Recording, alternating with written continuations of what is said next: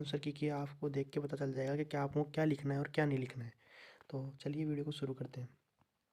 सबसे पहले जैसे कि मैंने बीसीआर को अटेंड किया था, तो वो तो अब हट चुकी है, तो उनको हम एक बार ऐसे ही ऊपर ऊपर से देख लेंगे। वो आपकी कोई काम की भी नहीं है, तो एक बार आप देख सकते हैं इसको। मैंने ऐसे कुछ लिखा था, ऐसे कोई प्रेजेंटेशन दी थी। जल्दी से अपन लो पे आते हैं।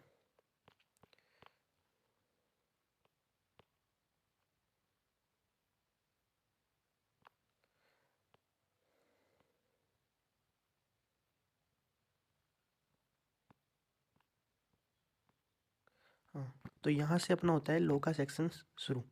सबसे पहले मैंने कंपलसरी क्वेश्चन से स्टार्ट किया था। तो आप देख सकते हैं साइड में इंस्टीट्यूट ने लिखा है क्वेश्चन। मैं आंसर लिखना कोट करना भूल गया था कि कौन सा क्वेश्चन का आंसर मैं कर रहा हूँ। तो देखिए इंस्टीट्यूट थोड़ी सी लीनियंट है यहाँ पे, तो इन्होंने खुद लिख दिया कि मैंने कौन सा आंसर लिखा है। तो हो सकता था यहाँ पे इंस्टीट्यूट मार्क्स डिटेक्ट भी कर ले, लेकिन उन्होंने ऐसा नहीं किया। तो आपका इससे एक मिथ तो क्लियर होता है कि आप थोड़ी बहुत आप मिस्टेक करके आओ, तो अगर एग्जामिनर आपका लीनियंट है तो वो आपकी थोड़ी हेल्प कर सकता है। तो शुरुआत करते हैं। सबसे पहले मैंने किया था अप्रोप्रिएशन ऑफ पेमेंट से क्वेश्चन आया था।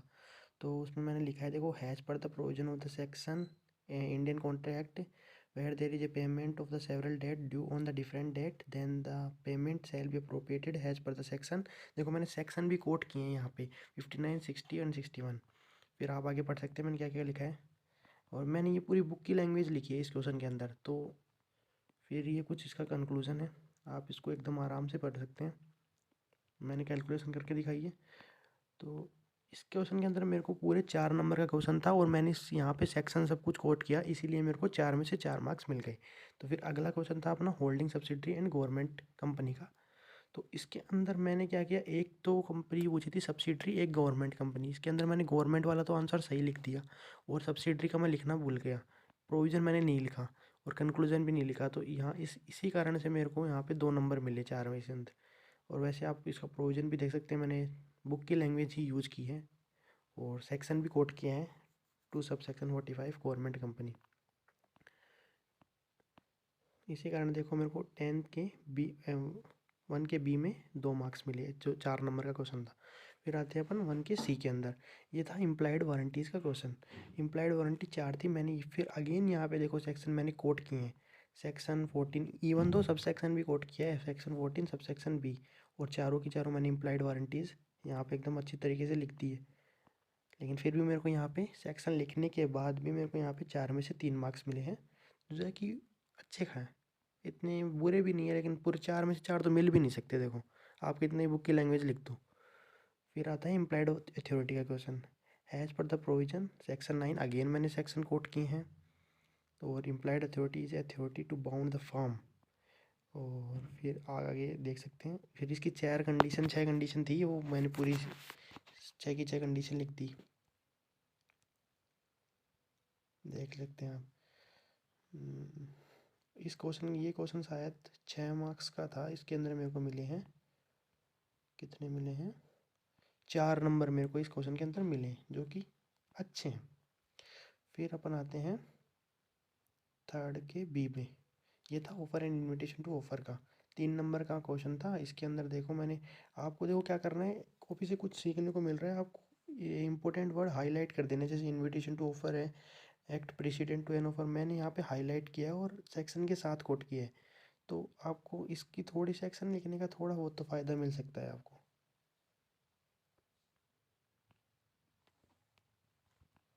और फिर देखिए द कोटेशन और डिस्प्ले। फिर आपको कंक्लूजन में भी देखो, therefore we can note यानी यहाँ पे नहीं कर सकता, तो इसको मैंने हाईलाइट किया है।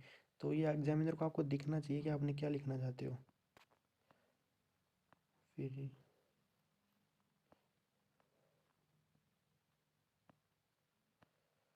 ऐसे ही कुछ मैंने सब कुछ लिखा है, तो आगे भी आप देख सकते हैं। फिर मैंने यहाँ पे नई कॉपी वापस से ली, मेरी कॉपी एक भर गई थी, तो मैंने कॉपी ली। फिर अगेन मैंने ये क्वेश्चन किया रेडीमेड गारमेंट्स वाला। ये क्वेश्चन, इसके अंदर ही मेरे को ठीक ठाक मार्क्स मिले।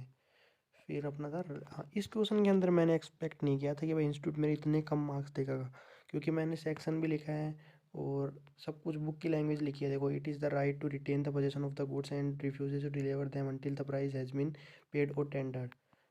फिर इसकी 4 कंडीशन, और फिर ये क्वेश्चन था आई थिंक 5 मार्क्स का। इसमें से मेरे को 3 ही मिले हैं। मैं एक्सपेक्ट कर रहा था मेरे को 5 में से 5 मिलने चाहिए, क्योंकि मैंने पूरी बुक की लैंग्वेज प्लस सेक्शन भी कोट किया था। तो यहाँ पे मेरे को कुछ सही नहीं लगा। बाकी सारी कॉपी अच्छे से चेक, इतनी अच्छी भी नहीं हुई लेकिन ठीक ठाक हुई है। फिर यहाँ पे देखो, पार्टनरशिप का क्वेश्चन था। अगर आपको प्रोविजन भी नहीं आता, अगर आप कंक्लूजन भी लिख के आते हो, उसका भी आपको 1 मार्क्स मिलता है। जैसे इस क्वेश्चन में देखो, मेरे को प्रोविजन नहीं पता था लेकिन मैंने कंक्लूजन लिख दिया, तो यहाँ पे मेरे को 1 मार्क्स मिला है। और बाकी के मेरे 3 सब पार्ट थे इसके अंदर, तो वो गलत हो गए। फिर था वैन तेरे जो कौन आए, इसके अंदर देखो, अब आप देखो, आप सोचते हो ना कि ऐसे हर कुछ लिखने से भी मार्क्स मिल जाते हैं, नहीं मिलते भाई। अब देखना, मैंने इस क्वेश्चन के अंदर पूछा कुछ और था, लिख कुछ और दिया, तो इन्होंने 1 भी मार्क्स नहीं दिया, 0 की सीधा क्रॉस कर दिया। तो आपको ऐसा भी नहीं करना, आपको कुछ रिलेटेड लिखना है, ऐसे कुछ हर कुछ नहीं टेकना है वहाँ पे। फिर था ये शेयर वाला क्वेश्चन। इसके अंदर भी देखो, आपको ये चीज़ देखने को मिलेगी।